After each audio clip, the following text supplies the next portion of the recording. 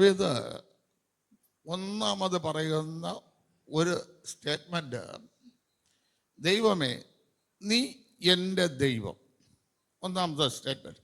രണ്ടാമത് പറയുന്നു, എൻ്റെ ഉള്ളം എൻ്റെ ദേഹവും വെള്ളമില്ലാത്ത സ്ഥലത്ത് നിനക്കായി വാഞ്ചിക്കുന്നു. എന്തുകൊണ്ട് ദാവീദ് ഈ സ്റ്റേറ്റ്മെന്റ് ദൈവത്തോട് പറയുന്നു? എന്തിനു വേണ്ടിയാണ് വെള്ളമില്ലാത്ത സ്ഥലത്ത് ദാവീദ് തൻ്റെ ഉള്ളവും തൻ്റെ ശരീരവും ദൈവത്തിന് വേണ്ടി ഒരുക്കിയത്? എന്തിനു വേണ്ടി? ഇതാണ് ഒരു ചോദ്യം. നമ്മളായിരുന്നാലും വെള്ളം കിട്ടാതെ വന്നാൽ നമുക്കൊക്കെ എന്ത് സംഭവിക്കും? വെള്ളം നമുക്ക് കിട്ടാതെ വന്നാൽ എന്ത് സംഭവിക്കും?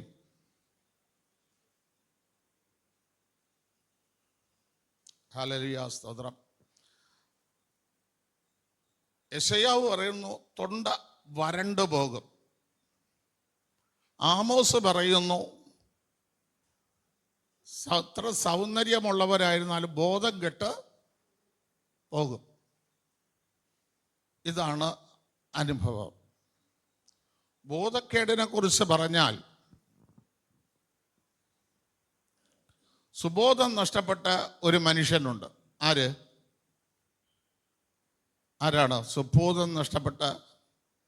ഗദന ദേശത്തെ ഭൂതഗ്രസ്തൻ. അവൻ കർത്താവിനെ കണ്ടപ്പോൾ ഒരു നിലവിളി വിളിച്ചു, കർത്താവേ, ഞങ്ങളെ ദണ്ഡിപ്പിക്കരുത്.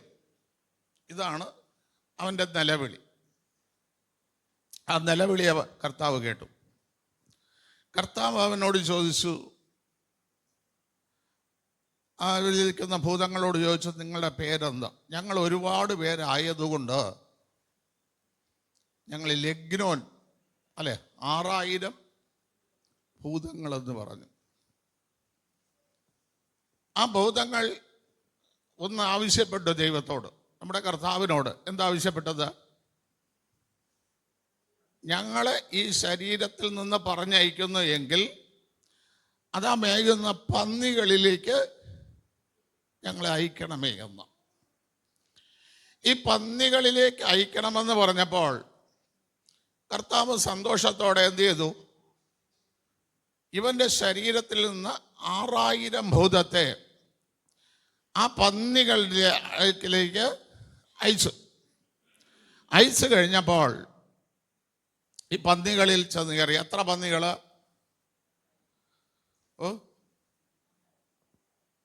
എത്ര പന്നികള്? 2000 പന്നികൾ. എത്ര ഭൂതങ്ങള്? 6000 ഭൂതങ്ങൾ. 2000 പന്നിയിൽ ഈ 6000 കയറുമ്പോൾ എത്ര വെച്ച് കയറിയിരിക്കണം? 3 ഭൂതങ്ങൾ വെച്ച് കയറിയിരിക്കണം. ഈ ഭൂതങ്ങൾ ആ പന്നിയിൽ കയറിയ ഉടനെ അതിൻ്റെ സുബോധം നഷ്ടപ്പെട്ടു. അത് വെപ്രാളപ്പെട്ട് ഓടി കടുന്തൂക്കുള്ള കടലിൽ ചാടി ആത്മഹത്യ ചെയ്തു. അങ്ങനെയാണെങ്കിൽ ഈ 6000 ഭൂതങ്ങളിരുന്ന മനുഷ്യൻ എന്നേ ആത്മഹത്യ ചെയ്യണ്ടേ? പക്ഷേ അവനൊരു വിടുതൽ ദൈവം കൽപ്പിച്ചിരുന്നു. ആ വിടുതൽ കർത്താവിൻ്റെ സാന്നിധ്യം അവൻ അനുഭവിക്കുന്നത് വരെ, അവൻ്റെ ദേഹത്തിന് 8000 ഭൂതങ്ങൾ കയറിയാലും, അവൻ സുബോധം നഷ്ടപ്പെട്ടവനായി മാറിയാലും അവൻ ഒരിക്കലും കടുങ്കൈ ചെയ്യില്ല. കാരണം അവന് കർത്താവിൻ്റെ സാന്നിധ്യം അനുഭവിപ്പാനുണ്ട്. ഇന്ന് പകല് ദാവീദിന് ഈ ഒരു തൻ്റെ ഇടമുണ്ട്. ഞാൻ പ്രാർത്ഥിക്കാനിരുന്നാൽ എനിക്ക് കർത്താവിൻ്റെ സാന്നിധ്യം ഞാൻ അനുഭവിക്കും. എൻ്റെ ഹൃദയം തകർന്ന് ഞാൻ ദൈവത്തോട് നിലവിളിച്ചാൽ എൻ്റെ ദൈവം എൻ്റെ പ്രാർത്ഥന കേൾക്കും. ആ തൻ്റെ ഇടം ദാവീദിനുള്ളത് കൊണ്ട് ദാവീദ് പറയുകയാണ്, വെള്ളമില്ലാത്ത സ്ഥലത്താണെങ്കിലും ശരി ഞാൻ നിന്നെ കാത്തിരിക്കും, എൻ്റെ മനസ്സ് നിന്നിൽ അർപ്പിച്ചിരിക്കും. എന്തിനാ ദാവീദ് ഇത്രയും റിസ്ക് എടുത്ത് ഈ വെള്ളമില്ലാത്ത സ്ഥലത്ത് തൻ്റെ ഉള്ളം, തൻ്റെ ശരീരം ദൈവത്തിന് സമർപ്പിച്ച് ഇങ്ങനെ പ്രാർത്ഥിക്കാനിരിക്കണം? ഈ സങ്കീർത്തനം എന്ന് പറയുന്ന 24-ാം അധ്യായത്തിൻ്റെ തുടക്കമാണ്. അതൊന്ന് വേണമെങ്കിൽ വായിച്ചോ. 24-ാം അധ്യായത്തിൻ്റെ തുടക്കത്തിൽ ദാവീദ് എൻഗതി മരുഭൂമിയിൽ ഒരു ഗുഹയ്ക്കകത്ത് കയറി. 1 ശമൂവേലിന്റെ പുസ്തകം 24-ാം അധ്യായം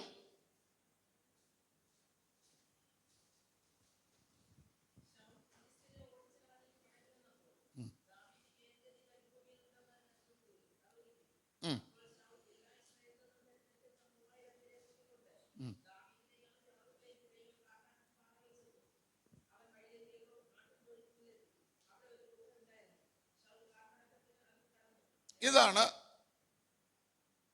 ദാവീദ് ദൈവത്തിന് വേണ്ടി ഒരുങ്ങി കാത്തിരിക്കുന്ന സ്ഥലം. അവിടെ ഒരു ആട്ടിൻ തൊഴുത്ത് ഉണ്ട്. അതിനകത്തുള്ള ഗുഹയ്ക്കകത്ത് കയറി ദാവീദ് എന്ത് ചെയ്യുന്നു? കാൽമടക്കത്തിൽ പ്രാർത്ഥിക്കാനിരിക്കുന്നു. എന്തിനാണ് ദാവീദ് പ്രാർത്ഥിക്കാനിരിക്കുന്നത്? വെള്ളമില്ലാത്ത സ്ഥലത്ത് ദാവീദ് എന്തിന് തൻ്റെ ഉള്ളവും തൻ്റെ ശരീരവും ദൈവത്തിൽ സമർപ്പിച്ച് പ്രാർത്ഥിക്കാനിരിക്കുന്നു? ഹലോ, ഒരു മറുപടി തരീ. ശൗലിന്റെ കയ്യിലാപ്പെടാതെ ഇല്ലേ? ഇല്ല. ദാവീദ് ഒരു ദൂത് കേട്ടു. ആ ദൂത് തനിക്ക് നിറവേറണം. എന്ത് ദൂതാ ദാവീദ് കേട്ടത്? 1 ശമൂവേൽ 23 അതിന്റെ 16-ാം വാക്യം.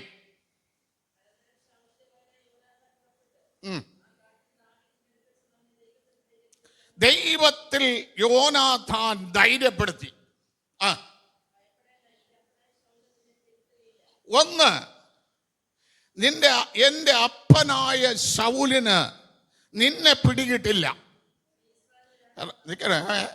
ഇവിടെ ശൗല് ദാവീദിനെ ഒരു ചെത്ത ചെള്ളിനെ തിരയുന്നത് പോലെ തിരയുകയാണ്.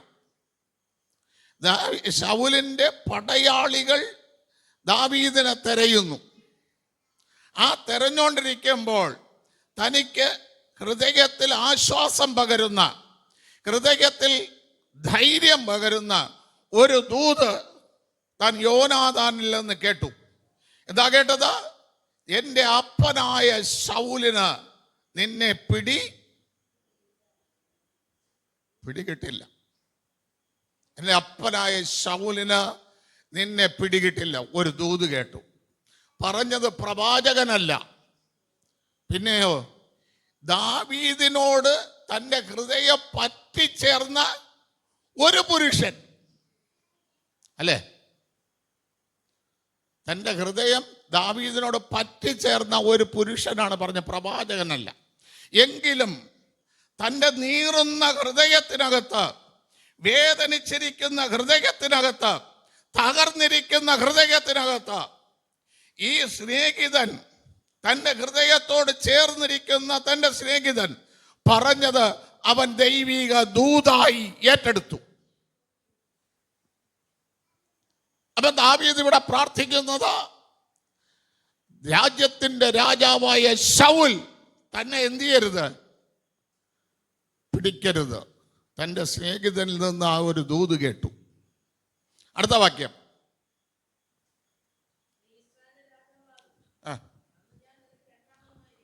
രണ്ടാമത്തെ ദൂത് ദാവീദ് കേൾക്കുന്നു.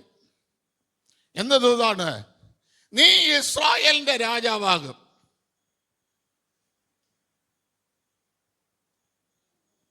മനസ്സിലായോ? നീ ഇസ്രായേലിന്റെ രാജാവാകും. ഞാൻ ചോദിക്കട്ടെ, നിങ്ങളോട് ആരെങ്കിലും നിങ്ങളുടെ ഹൃദയത്തിൽ ആശ്വാസം തരുന്ന ഒരു ദൂത് പറഞ്ഞു, ഒരു വാക്യം പറഞ്ഞു? പ്രവാചകനല്ല, നമ്മൾ അടുത്ത് സ്നേഹമുള്ള, നമ്മുടെ ഹൃദയത്തോട് ചേർന്ന് നിൽക്കുന്ന ഒരു വ്യക്തി വന്നിട്ട് പറയാണ്, പോട്ടടാ, സാരമില്ല, ഈ പ്രയാസങ്ങളെല്ലാം മാറും, ഉറപ്പായിട്ടും മാറും, നീ അനുഗ്രഹിക്കപ്പെടും എന്ന് അവൻ വന്ന് വളരെ സ്നേഹത്തോടെ നമ്മളെ തോളിൽ കൈയിട്ട്, നീ ഭാരപ്പെടാതെടാ എന്ന് പറഞ്ഞാൽ നിങ്ങളത് എത്ര ഏറ്റെടുക്കും? നിങ്ങൾ അതിനെ എങ്ങനെ സ്വീകരിക്കും? ഇവിടെ തന്റെ സ്നേഹിതൻ പറഞ്ഞ ദൂത് കേട്ട് ദാവീദ് താൻ ബോധം കെട്ടുപോകും വെള്ളമില്ലാത്ത നാട്ടിൽ താൻ അതിനു വേണ്ടി കാത്തിരിക്കാൻ തയ്യാറായി. താൻ നോക്കി, ആടുകളുടെ തൊഴുത്തിന്റെ കാൽമടക്കമുള്ള സ്ഥലത്ത് സുരക്ഷിതമായി അവിടെ ഇരുന്ന് പ്രാർത്ഥിക്കാമെന്ന് കണക്ക് കൂട്ടി ചെന്നപ്പോൾ ഇതാ വാതിലിന്റെ ഫ്രണ്ടില് ആര് വന്നു? ശൗല് വന്നു. പ്രിയ ദൈവമക്കളെ, എത്ര ശത്രു നിന്നെ വളഞ്ഞാലും, എത്ര ശത്രുക്കൾ നിരനിരയായി നിന്ന് നിന്നോട് പോരാടിയാലും, ഞാൻ ഒന്ന് പറയാം, നീ ഒരുക്കത്തോടെ ഇരുന്ന് പ്രാർത്ഥിക്കുന്നെങ്കിൽ, നീ ഹൃദയവേദനയോടെ ഇരുന്ന് പ്രാർത്ഥിക്കുന്നെങ്കിൽ, നിന്റെ പ്രാർത്ഥനയ്ക്ക് മറുപടി തരുന്ന ഒരു ദൈവമുണ്ട്. നിശ്ചയമായിട്ടും ഒരു ദൈവമുണ്ട്.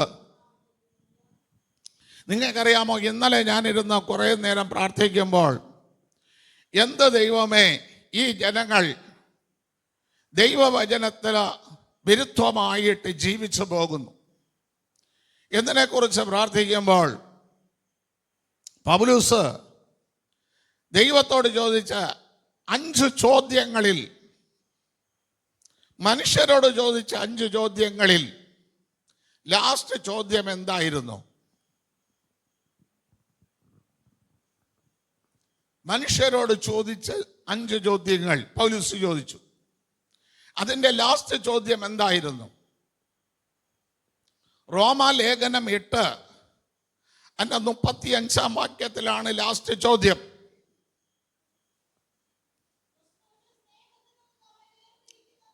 നോക്കണമേ, ഞാനിപ്പോൾ ഡോണിനോട് ചോദിക്കുകയാണ്, എൻ്റെ കർത്താവിൻ്റെ സ്നേഹത്തിൽ നിന്ന് എന്നെ നിനക്ക് വേർപിരിക്കാൻ കഴിയുമോ? ചോദ്യം.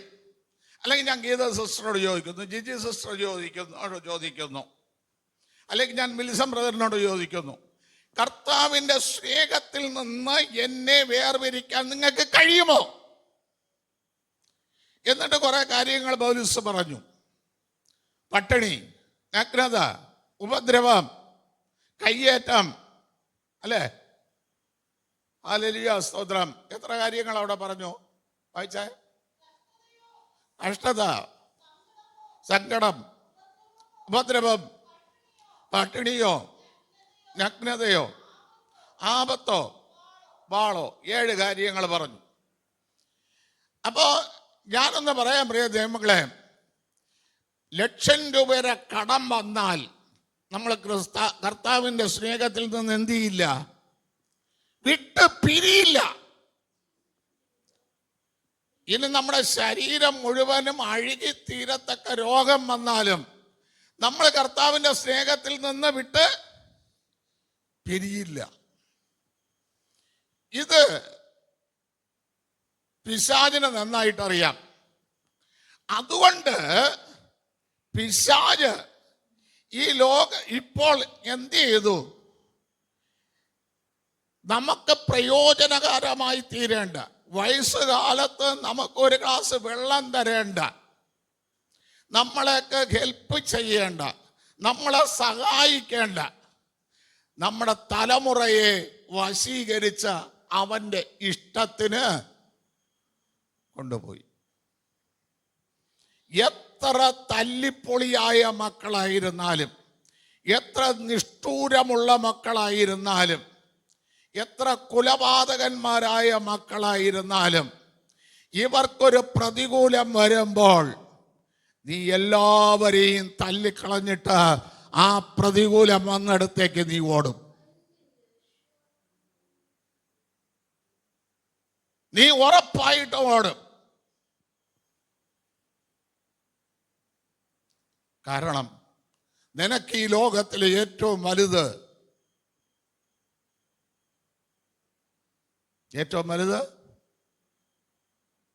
നമ്മുടെ തലമുറയാണ്. ഇത് പിശാചിന് നന്നായിട്ടറിയാം. അവൻ നിനക്ക് രോഗം തന്നു നോക്കി, അവൻ നിനക്ക് സാമ്പത്തിക ബുദ്ധിമുട്ട് തന്നു നോക്കി, അവൻ നിനക്ക് മാനസിക പ്രയാസം തന്നു നോക്കി. നീ ദൈവത്തിൽ നിന്ന് വിട്ടുപിരിയുന്നില്ല. ഇനി ആരെ തൊട്ടാൽ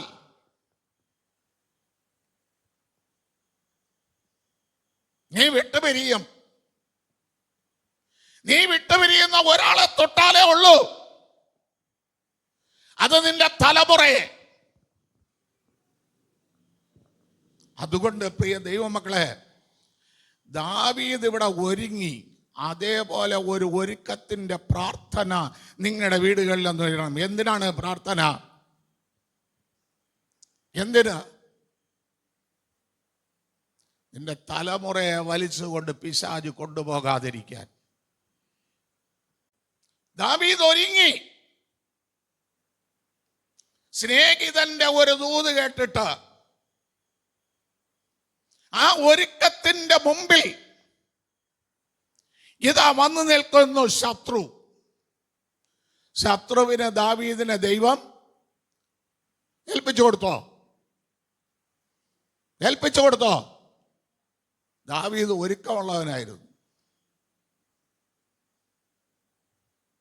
ആ ദാവീദിന് ദൈവം 2 ശമൂവേലിന്റെ പുസ്തകം 7-ാം അധ്യായം 9-ാം വാക്യം തൊട്ട് വായിക്കുമ്പോൾ,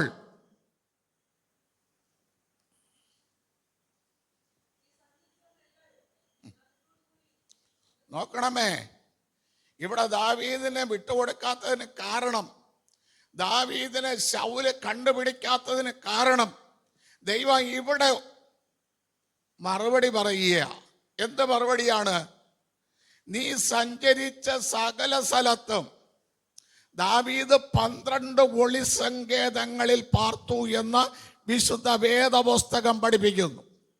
ഈ 12 സ്ഥലത്തും അവൻ്റെ അപ്പൻ കൂടെ ഇരുന്നില്ല, അവൻ്റെ അമ്മ കൂടെ ഇരുന്നില്ല, അവൻ്റെ ബന്ധുമിത്രാദികൾ കൂടെ ഇരുന്നില്ല.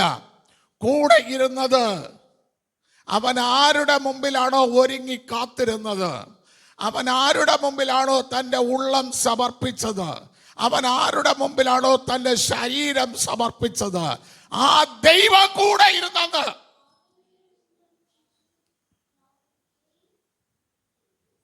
നീ സഞ്ചരിച്ച സകല സ്ഥലത്തും ഞാൻ നിന്നോട് കൂടെ ഇരുന്നു. ഇന്ന് പകൽക്കാലം നിനക്കൊരു ഒരുക്കമുണ്ടാകണം. ആ ഒരുക്കത്തിൽ ദൈവത്തിൽ സമർപ്പിക്കണം. അങ്ങോട്ട് വായിക്കുമ്പോൾ ദൈവം പറഞ്ഞു, ഞാൻ നിനക്കൊരു ഗൃഹം പണിയും. ആ ഗൃഹത്തിന് നിന്റെ കാലശേഷം നിന്റെ മക്കൾക്ക് ഞാൻ ശാശ്വത അവകാശമായി കൊടുക്കാം. ഞാൻ എൻ്റെ മുമ്പിൽ നിന്ന് തള്ളിയ ശൗലിനോടുള്ള ദയ പോലെ എൻ്റെ ദയ നിന്നിൽ നിന്ന് അറ്റുപോകയില്ല. നീ ഒരുങ്ങിയോ? അതേപോലെ നിനക്കൊരുക്കമുണ്ടോ? ദൈവത്തിന്റെ ദയ അറ്റുപോകാതിരിക്കാൻ.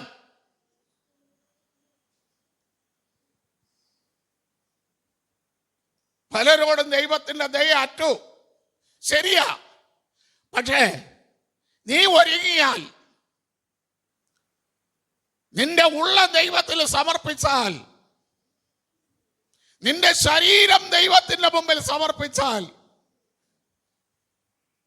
ദൈവത്തിന്റെ ദയ അറ്റുപോകുമോ? പുതിയ നിയമത്തിൽ നിന്ന് ഞാനൊരു വാക്യം കൂടെ നിങ്ങൾക്ക് പ്രബോധിപ്പിച്ച് ഞാനിവിടെ നിർത്തുകയാണ്. ലൂക്കോസിന്റെ സുവിശേഷം 23:52 തൊട്ട് വായിക്കുമ്പോൾ,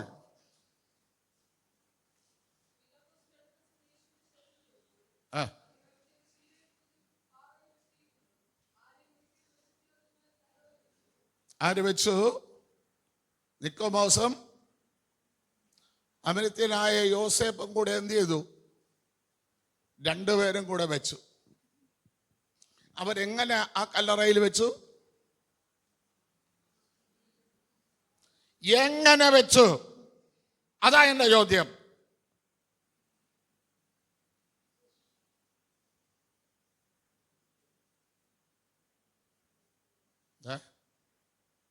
അവരെങ്ങനെ കർത്താവിന്റെ ശരീരം കല്ലറയിൽ വെച്ചു?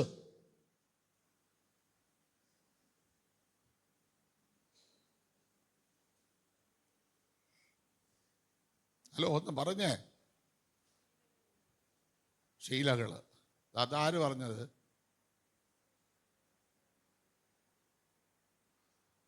ഭാര്യ യോഹന്നാന്റെ സുവിശേഷം 19:39.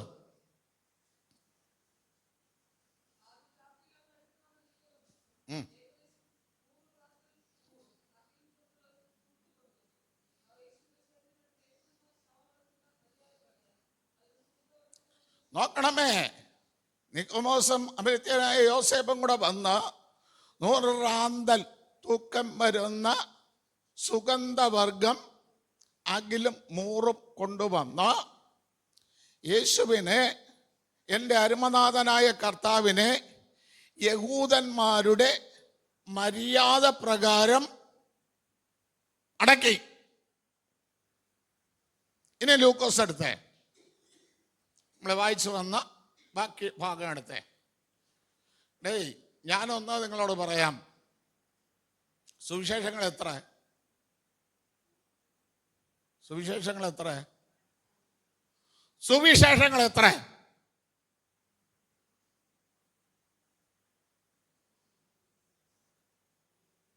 1.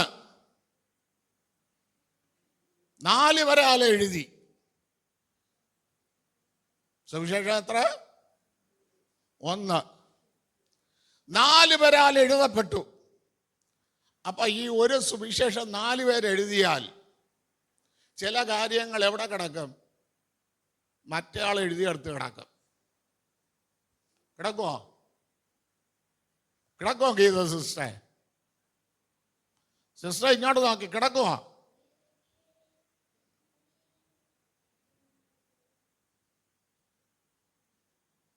അതുകൊണ്ട് ഒരിടത്ത് മാത്രം നമ്മൾ എന്ത് ചെയ്യരുത്? കണ്ണും നട്ടിരിക്കരുത്. അതിൻ്റെ ഉത്തരം മറ്റൊരിടത്ത് കിടപ്പുണ്ട്.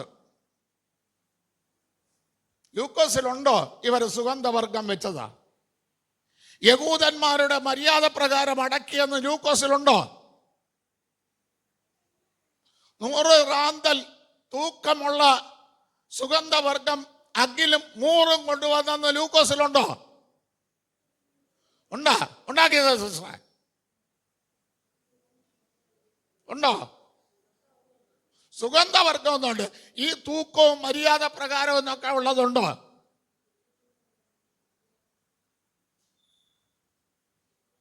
ഇല്ല. വായിച്ചോ, ലൂക്കോസ് വായിച്ചോ. അന്ന് ഒരുക്ക നാളായിരുന്നു.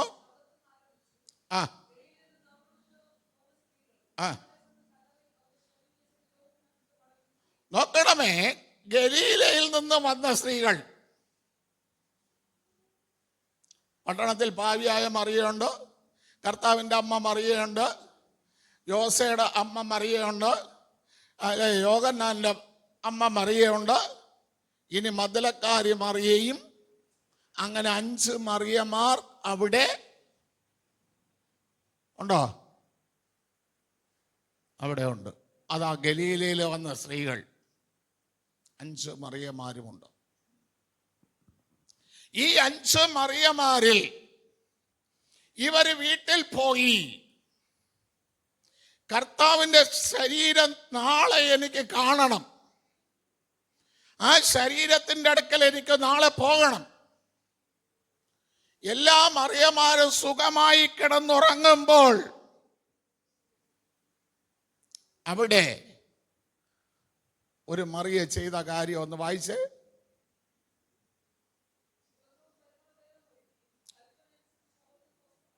നോക്കണമേ, അവള് വീട്ടിൽ പോയി സുഗന്ധവർഗങ്ങൾ ഒരുക്കി, ശബത്തായത് കണ്ട് സ്വസ്ഥമായിരുന്നു. ബാക്കിയുള്ളവരും സ്വസ്ഥമായിരുന്നു. എങ്ങനെ? കിടന്നുറങ്ങി. എന്നാൽ മദ്ദലക്കാരി മറിയ സുഗന്ധവർഗങ്ങൾ ഒരുക്കി സ്വസ്ഥമായിരുന്നു.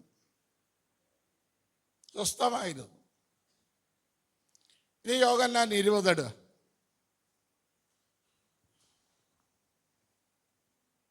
വായിച്ചോ, വന്നോട്ടോ.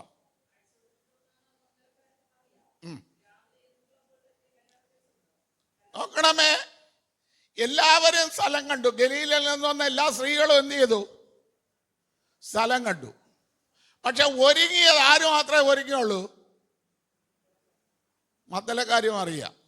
അവൾ രാവിലെ എണീറ്റു. എന്തിന്?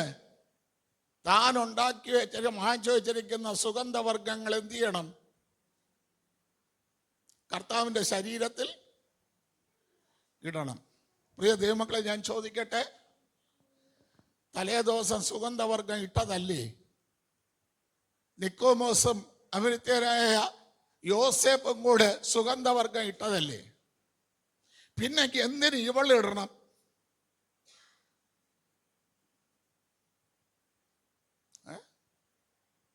എടാ, ആരോ എന്തോ ചെയ്തോണ്ട് പോട്ടെ. ആലയത്തിൽ വന്ന് ഒരാൾ തൂത്തു, അവർ തൂത്തിട്ട് പോട്ടെ. നിനക്ക് തൂക്കാൻ ദൗത്യമുണ്ടെങ്കിൽ നീയും വന്ന് എന്ത് ചെയ്തോളണം? തൂക്കണം.